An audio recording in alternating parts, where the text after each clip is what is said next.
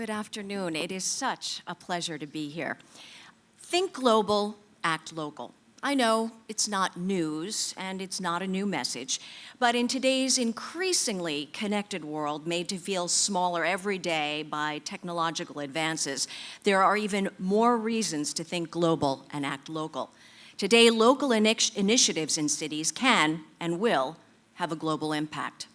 Acting local, engaging with the public, developing programs, spaces, brands that are responsive to your city, and making use of the creativity, diversity, and talent you're surrounded by will ensure that the results are authentic and impactful. A coalition that effectively brings together local public and private interests will be the key to building cities that are equipped to thrive in the 21st century.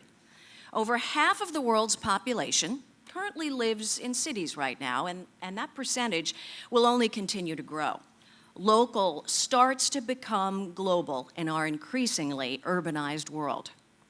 Of course, thanks to media and technology, ideas and innovations founded at the local level are no longer bound to the places where they were first generated. Their power is magnified when they become a part of a global exchange. What may be surprising, though, is that physical proximity and environments that facilitate face-to-face interactions are really still fundamental to creating a sense of community. It might seem paradoxical that in a world where media and technology are bringing people together in more ways than ever before, the most innovative cities are looking for ways to facilitate in-person interactions. People still crave that physical proximity and energy and transfer of ideas that happens in these kinds of environments. It's a nod to the enduring potency of local, human-scaled interactions. But there's a balance to be found between high-tech and lo-fi, analog and digital. So that's today's message. Develop locally, where it's an idea, a company, a brand. Tapping into the talent, creativity, and diversity of what's around you means that the results will really feel authentic. And more importantly, they'll be built to adequately address the needs and opportunities of the city. I'm thrilled to be here this morning at the Suzanne Dalal Center for Dance and Theater. I think it's the perfect place to be discussing the role of creativity and innovation and what they play in the future of cities. I've long believed in the potential of media and technology to redefine the ways that we communicate and foster the economic development of cities and citizens and businesses. It's an approach that defined my tenure as commissioner for the Mayor's Office of Media and Entertainment under Mayor Michael Bloomberg in New York, and it continues to guide my approach today, consulting with cities worldwide. I've seen some amazing innovations happening from Rio to London to Mexico City and many places in between that are born from some of the same visionary strategies that Mayor Bloomberg brought to New York City and that inspired our now iconic Made in New York brand. This vision insists that a city's legacy will be built from its ability to recognize its strengths and foster its potential. In Rio de Janeiro, Chief Digital Officer Pedro Peracio is doing some really amazing things for his city in terms of digital access and innovation. With Mayor Paes's emphasis on transformation and innovation as a guide, Rio has developed best-in-class initiatives like the Nave seen here. It's a series of learning spaceships in some of the city's most digitally disconnected communities. This community access and digital learning project exemplifies the potential for a city to foster community, connectiveness, and learning driven by technology and innovation. During the day, the naves, designed to look like spaceships, welcome thousands of community members through their doors. A digital table with a touchscreen invites visitors to design their own newspapers. Members of the community, from elementary school children to the elderly, are offered time at computers, and they can sign up for a range of free classes. At night, the outside of the building is transformed into a screen where films can be projected for the community.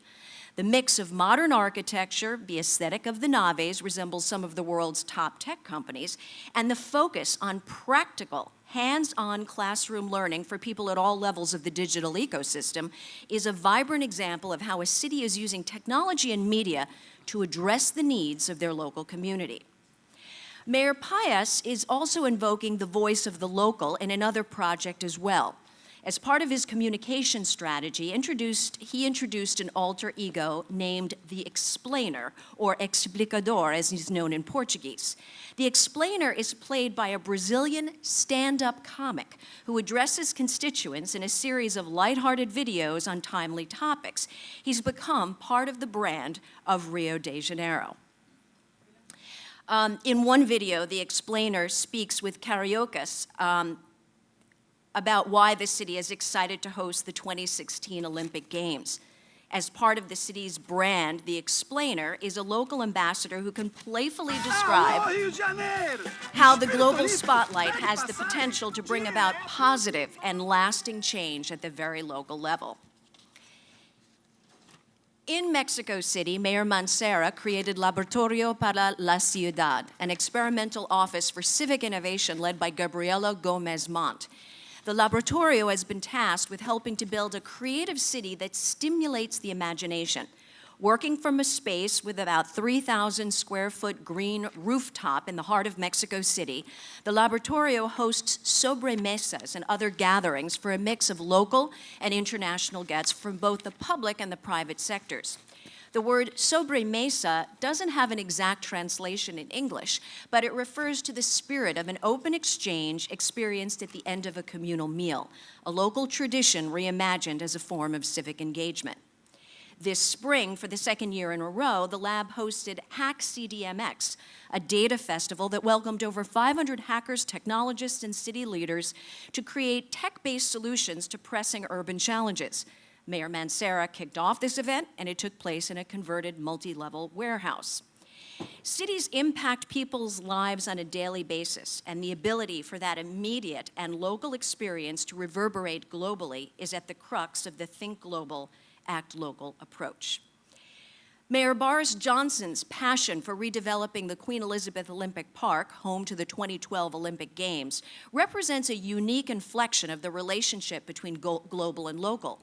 Following one of the most global events in the world, London had an opportunity to adapt the Olympic Park to become an important centerpiece in the city's future.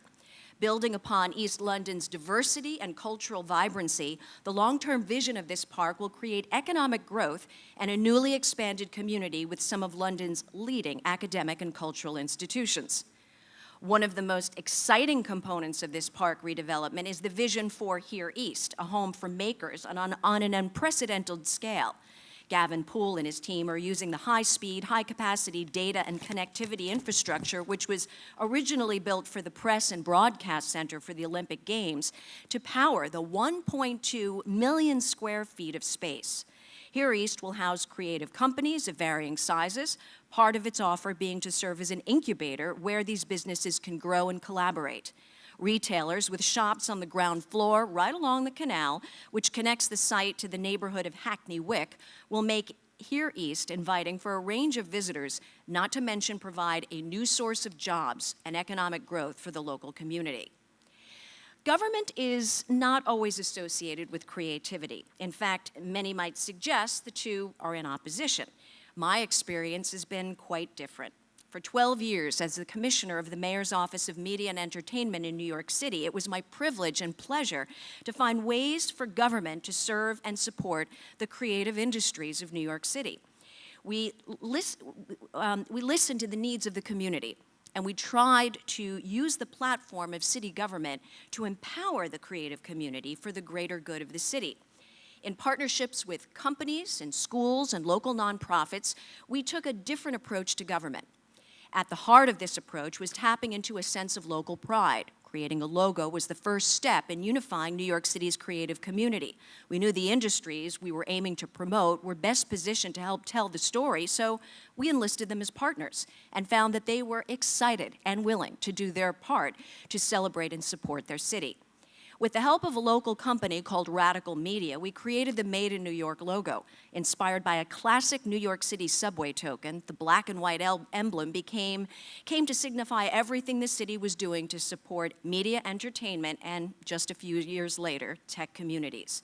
The logo was a unifying sentiment. It was embraced locally and then globally. The pride it inspired was palpable. Trademarking the logo made it an official seal of the City of New York. We could then apply the seal to an array of programs promoting homegrown media and tech. The logo signified the real economic impact that the creative community brought to New York City, and it served to unify the media and tech industries. But the real key to creating this sense of unity was the community's support. Cultivating a local brand and developing a strong community of brand ambassadors ensured the local adoption of Made in New York and ultimately the visibility it received on a global scale. From Rio to Mexico City, London to New York, we see how cities are building brands, providing digital skills, promoting civic engagement, and supporting businesses. These endeavors are most often most powerful when pursued at the very local level. We're seeing more and more how building local communities can have global results. On that note, I want to leave you with a few parting thoughts. The power of proximity should not be underestimated. Communities are built and defined by people. The city has a role to play in providing spaces for those people to develop their new ideas and to foster civic engagement. Don't forego the analog in favor of all things digital. Both approaches are necessary. Finding the right balance between the two is key. Cultivate talent, creativity, and diversity at the local level. These qualities are vital for 21st century success. Make it easy and inviting for the private sector to give back to their community. Ultimately, it can benefit everyone. And of course, think global, act local. The ability to deliver on the promise of both will be essential to the future of our cities. Thank you very much.